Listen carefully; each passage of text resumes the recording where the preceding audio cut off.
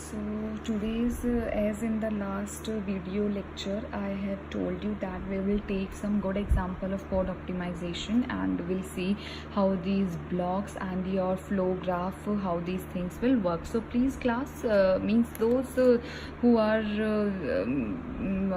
appeared for the compiler for any UT or exam type. Okay, so this is very important topic, and in unit 5 this is the topic whose have very much chances coming in the exam. Okay, so we'll start. So I have taken a code for the quicksort. This is a code, normal code, and you have studied this code in your algorithm, even in your last SAM only. So I'm not gonna explain this, what these working and all kya hai. Okay, so I don't think so it will required also, because you already know the code for the quicksort algorithm में आप लोग पढ़ के आ चुके हो. We'll see if, and it is not required also, because in exam also no one will ask कि जो उन्होंने code दिया होगा उसके बारे में कुछ भी information. What they will ask that draw the blocks or the flow graph of that for that particular code. Okay, so अभी हम सिर्फ वर्किंग उसी पर करेंगे. Okay, so as I told you, see again this is array SGT वाला concept आपका यहाँ पर यूज हो रहा है. तो this those don't know how to find the value for this. Okay, for this J, for this I, and how to transfer its value to A. So please just see the video which I have already posted more about translation STT video.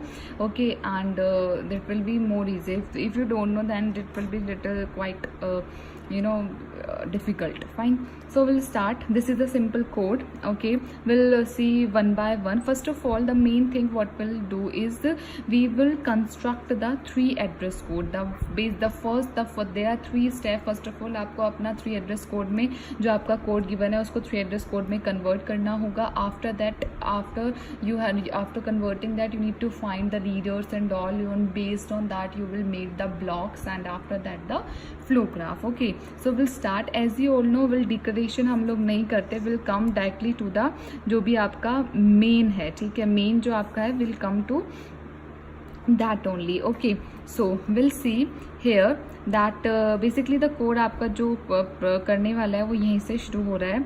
what will say I is equals to m is equals to 1. this is 1. okay, and j is equals to n, and v is equals to a, and this is n. तो I is equals to m is equals to 1. okay, then j is equals to n लिखा है. then this one again, what will do, I'm finding this n value by assuming that जो हमारा address है, जो memory आपका specified करती है, वो मैं 4 बाइट्स लेके चल रही हूँ, like 108, 112, 116 like this. तो on that there is a formula also for 1D as well as for the 2D. तो I am applying that formula only.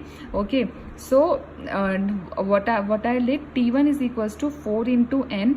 now इस t1 की value where I am giving v is equals to a को दे रही हूँ t1. okay, fine.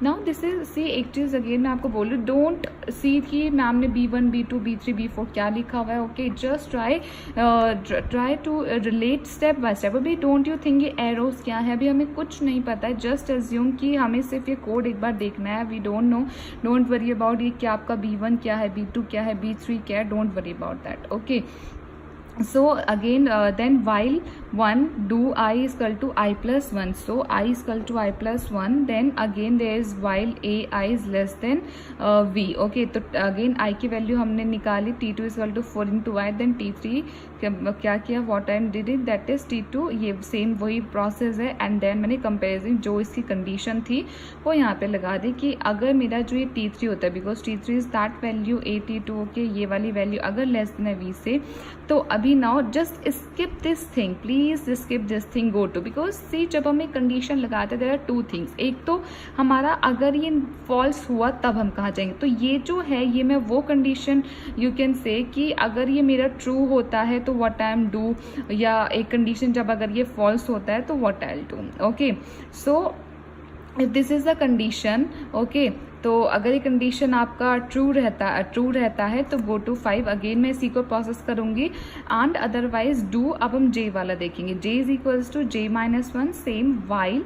अब इसके लिए क्या है कि T4 सेम जे की वैल्यू मैं निकाल रही हूँ, देन उसको मैं पास कर रही हूँ एंड देन मैंने कंडीशन लगाया। तो अगर ये ट्रू रहता है तो अगेन मैं 9 पर जाऊंगी, अगर ये फॉल्स होता है तो अगेन देयर इज गिवन कि इफ आई इज ग्रेटर और equals to J, okay, then go to.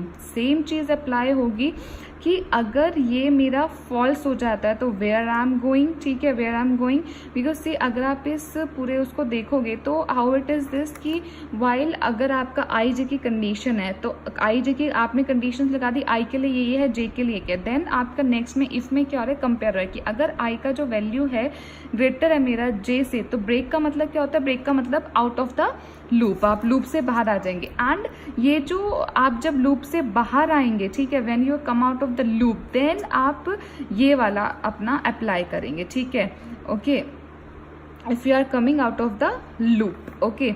otherwise what you gonna do is what that is you will go to this, that is T6 this one, okay।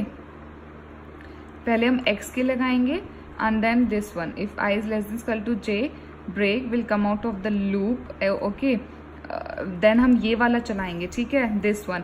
और if I अगर ये true रहता है condition तो हम ये वाला process करेंगे। तो again I am telling you, अगर if I is greater than equal to j तो will see this one, if it is not then will come to this one like this, okay. So अब ये जो जब true होगा तो क्या करेंगे हम, दैट इज T6, अगेन मैं आई की वैल्यू ले रही हूँ और उसको क्या करा रही हूँ, x is equals to T6, okay, x is equal, then again मैंने आई की वैल्यू ली, देन T8 में क्या किया, एंड सी दो है यहाँ पे, एक आई है एक j है, तो दोनों का हमें वैल्यू निकालना पड़ेगा और पास कराना पड़ेगा ए को। तो T7 is equal to 4 into I, T7, अब ये दोनों इक्वल, अब मैं रखूंगी T9 में T7 is equals to T8, okay, T9 is equals to yes, okay, this one T7 is equals to this T9, ये वैल्यू निकाली थी हमने T7 दैट इज आई के लिए फॉर दिस वन, और ये जो वैल्यू निकाली है मैंने, ठीक है, दिस T8 की जो मैंने ये T9 ये मैंने J के लिए निकाली 4 इंटू जे, ओके। तो this one is equals to this and finally again J है यहाँ पर, तो J की वैल्यू निकाली x, और x में आपको T10 is equals to x। तो दिस वन अगर ये ट्रू रहता है, अब अगर ये फॉल्स होता है तो वी आर गोइंग टू 23। सो ये जो कोड है आपका ये यहाँ से स्टार्ट है, इसमें भी सेम चीज़ है, हमने वैल्यू निकाली आई की, देन हमने x के इक्वल रखा, देन अगेन मेरा आई है और उसकी वैल्यू निकालूंगी, देन उसको T12 में मैंने रखा, फिर अगेन मेरा क्या है, देखो n है तो n की वैल्यू निकाली, फिर मैंने T14 में, एंड देन लास्टली 12 और 14 को मैं क्या कर रही हूँ, इक्वल कर रही हूँ, ओके। फाइनली ना T14 और 13 को मैं इक्वल कर रही हूँ। अब नाउ अगेन n की मैंने T15 के थ्रू एक वैल्यू निकाली और x को मैं T15 के इक्वल कर रही हूँ, ठीक है। So this is the 3 address code. See this is very easy 3 address code. आपको बस क्या देखना है, डिक्लेरेशन को छोड़ के जो भी उसके मेन वाइल है और प्लस सेपरेशन डिक्लेरेशन इंक्रीमेंट जो भी है उसको लिखते जाना है। जब कंडीशन लगाओगे तो एक तो जाएगा अगर ये ट्रू है, जैसे यहाँ पे अगर ट्रू है तो विल प्रोसेस दिस, अगर फॉल्स है तो will come to this, okay, like this, okay. अब नाउ फर्स्ट स्टेप हमारा कंप्लीट हो गया, हमने 3 एड्रेस कोड बना लिया। Now will come to our next step, that is how will construct the block for this. अब ब्लॉक कैसे आप बनाएंगे, जैसे as I told you earlier कि सबसे पहले हम लीडर देखते हैं। लीडर यानी जो मेरा पहला स्टेटमेंट है, it is always be leader. After that जो भी मेरा इफ एल्स वाले जो भी कंडीशंस रहेगा, ठीक है, ये आप फिर मेंशन कर सकते हो, है ना। ये 5 क्यों लिखा है, क्योंकि अगर ये ट्रू होगा तो अगेन ये आई की वैल्यू को इंक्रीमेंट करेगा, फिर सारा प्रोसेस होगा, ओके। अगर नहीं तो फिर ये अब जे के लिए भी सेम चीजें दोनों चलेंगे, और फिर यहाँ पे इन दोनों की कंडीशन 13 में ये वाली कंडीशन को ये चेक करेगा। समझ रहे हैं आप इसको, ओके। सो बोथ आई और जे के लिए चलाएगा, फिर यहाँ कंडीशन चेक करिए, अगर ये ट्रू होता है तो गो टू, फिर ये पूरा परफॉर्म करेगा, फॉल्स होता है तो it perform entire this one, okay. So block का देखते हैं अब हम। ब्लॉक तो फर्स्ट ऑफ ऑल मेरा रहेगा ही रहेगा।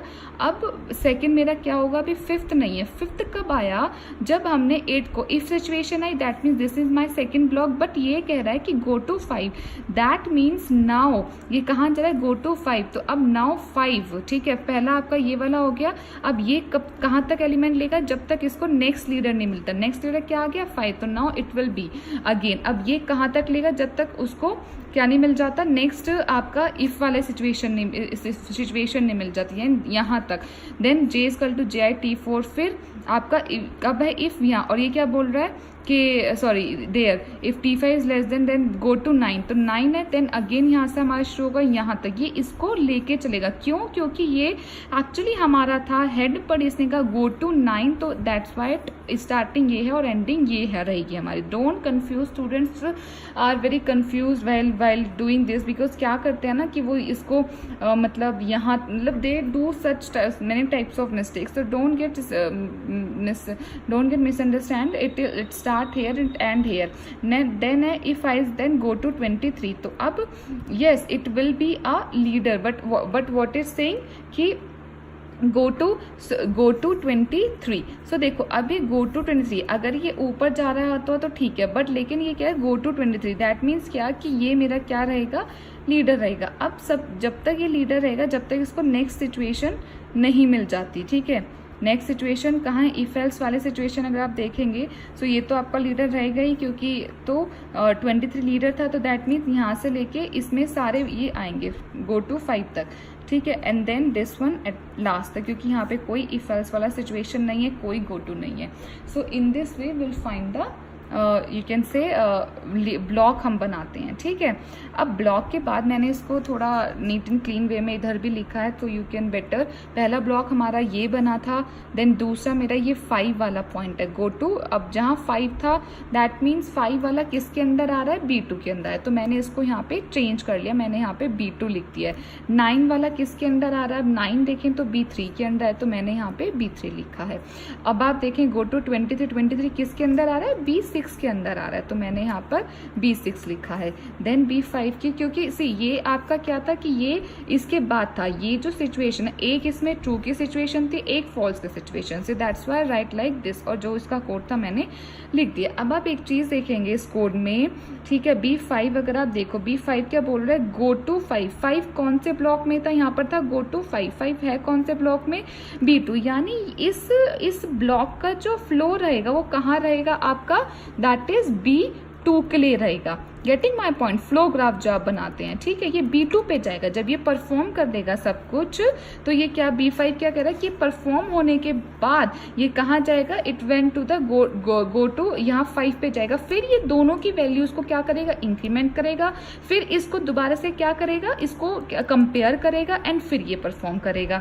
Getting my point, try to relate this, ठीक है, कि अगर ये 5th ब्लॉक क्या कह रहा है, गो टू 5, यानी अगर ये पूरा ट्रू हो जाता है, फिर अगेन ये 5 इस पे B2 पे जाएगा, और यहाँ पर I की वैल्यू और J की वैल्यू करेगा, फिर इनको कंपेयर करेगा, दिस विल परफॉर्म। अब नेक्स्ट में क्या कह रहा है, ये B6 है, B6 का आपका फ्लो कहीं नहीं है, बिकॉज ये फॉल्स वाले सिचुएशन है, ठीक है।